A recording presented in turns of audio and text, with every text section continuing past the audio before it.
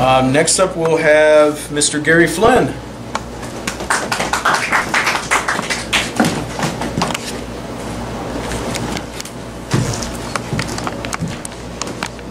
Mic can be raised. Okay, that looks good. Okay, thank you. You probably know that the subject of one of the chapters of my Hidden History of Flint book, which is available almost anywhere locally at the cover price of $21.99. Only $21.99? Yep, $21.99. And even though I called this chapter Forgotten Thread Lake, well, a lot of people remembered it this spring because of major damage to the dam that creates Thread Lake. In fact, I brought along some photos. I also sent some photos to Jenny for inclusion in the video.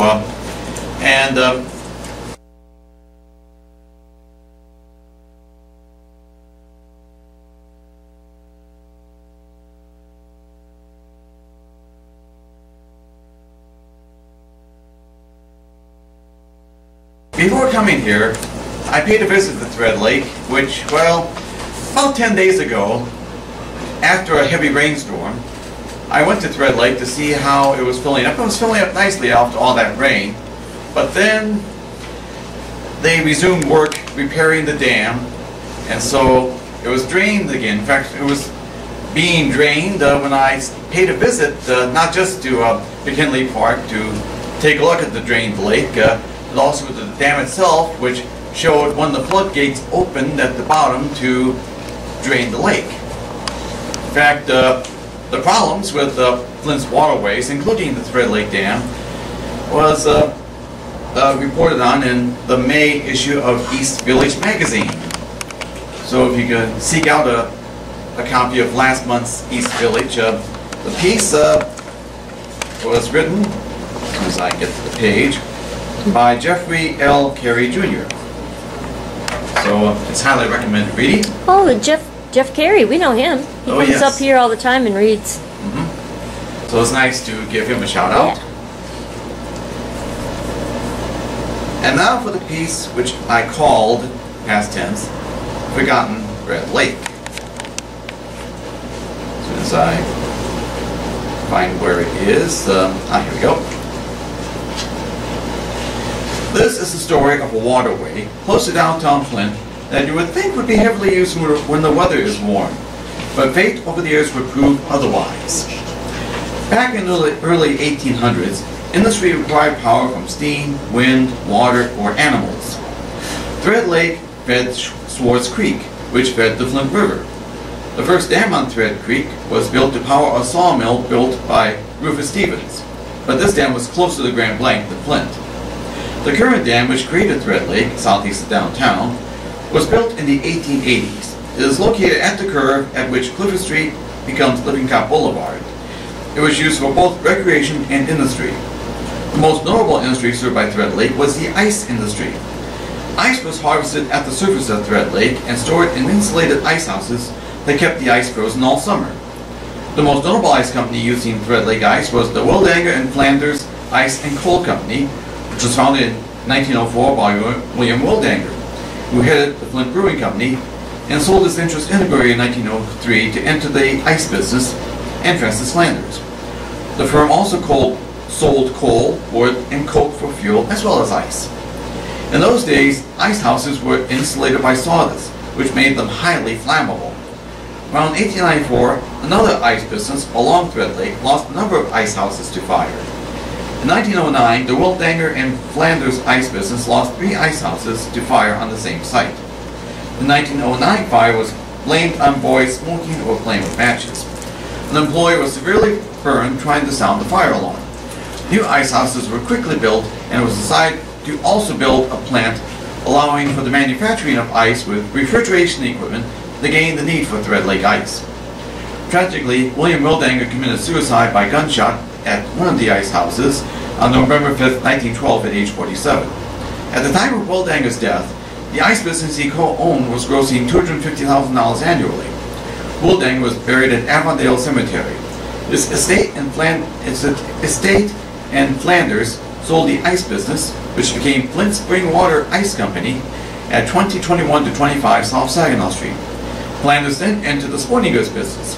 Flanders died on January 2, 1948, at age 62, after a 3-month illness and is buried at Glenwood Cemetery. By 1918, Flint Spring Water Company was located at 2125 South Saginaw Street. By 1928, it had evolved into the City Ice and Fuel Company and remained at the same address. Later known as City Products Corporation, it went out of business around 1977. In 1979, there was a brief attempt at adaptive reuse when the Ice House Cocktail Lounge opened up, but it lasted only a year. A couple of years later, the former ice business was destroyed in a suspected arson fire. Recreational use of Thread Lake was advanced by the opening of Lakeside Park, an amusement park, on May 30th, 1913. The main attractions that day were the high-wire acrobat performer James Hardy and the Moose Band. Admission price was 10 cents for adults and free for children. Lakeside Park offered vaudeville entertainment, band concerts, dancing, and 4th of July fireworks, along with the rides, which by 1920 included seaplane rides, a giant roller coaster which part went over the lake, a lavish merry-go-round, and canoeing. Wow. Baseball games were also held there. The Noble House of David Religious Commune baseball team from Benton Harbor, with its long-haired and bearded members, played there on July 4th, 1931. Promotions and amateur contests were also held. A Buick coupe was given to a lucky patron in 1927. For Lakeside Park's Sweetie Dances in 1930, men were charged 50 cents and women admitted for free. Lakeside Park closed permanently after its final day for the season on Labor Day 1931, when an actual wedding was held there along with a big parade. The ongoing effects of the Great Depression, along with competition from rival Flint Park across town, took its toll on Lakeside Park. The owners of the closed park received an offer for it, but held out for more money. They should have taken that offer, as the city of Flint took possession of the park for back taxes. The city tore down the amusement park structures and annexed it with adjacent Thread Lake Park. The combined park was renamed McKinley Park on July 4, 1932, in memory of former Flint mayor and longtime Parks Administrator George E. McKinley. The entrance at the corner of Pier Avenue and Collingwood Parkway still has portions of the old Lakeside Park gate standing. As time went on, Thread Lake had become increasingly isolated, making public access hard to find. Construction of I-475 along the lake's western shore inhibited access, forcing those who wished to enjoy the lake to take one of the side streets from South Saginaw Street between the I-475 overpass and Applegate Chevrolet. McKinley Park's surroundings look rather dismal indeed, with simple frame houses often in poor condition. In taking in the park, the only person using the lake was operating a radio-controlled boat from the shore. But during the winter months, the lake is popular with motorcycle ice racers. Thread Lake also shows the socio-economic divide of the Flint area.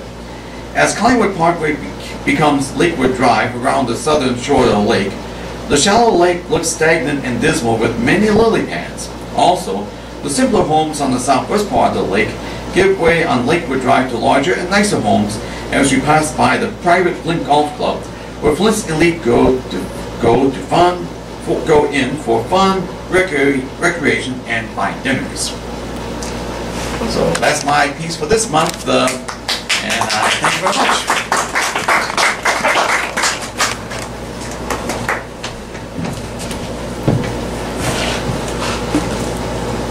Were these passed around? Yeah. I think everybody's. Thank you, Gary Flynn. That wonderful piece of Flint history. Yeah, that was interesting. It's very interesting.